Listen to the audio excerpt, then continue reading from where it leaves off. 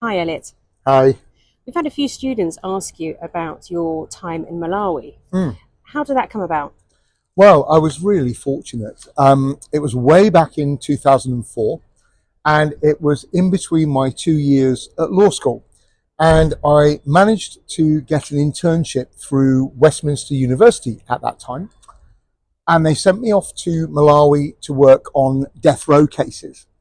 I was sent to work with the Ministry of Justice and their Defence Department that were incredibly overworked, underfunded. And my job was mainly to help them with death row cases.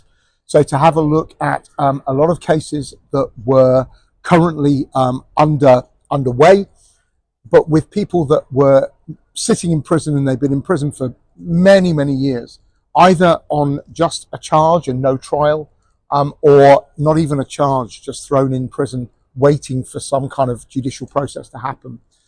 So that was how I basically what I did.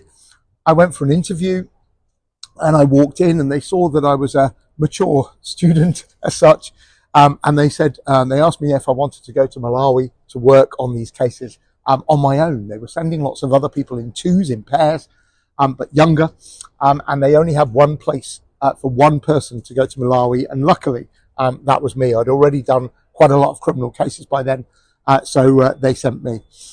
I was really fortunate. I was there for roughly 5 months, and I worked on a lot of these cases, many, many problems, mostly to do with the fact that the files were all handwritten and they were literally turning to dust.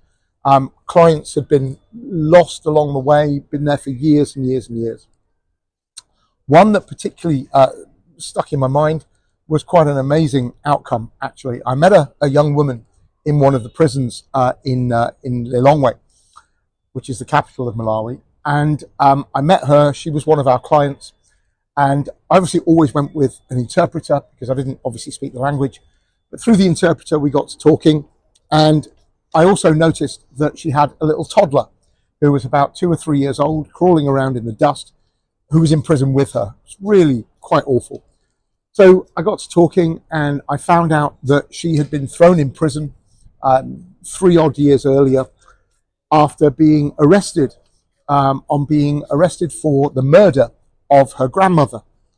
Now, what I found out was that this was complete nonsense. I managed to go through all the files. I found her file amongst many, many files. It was literally turning to dust. But I found enough to show me that there was a post-mortem in there, that no one had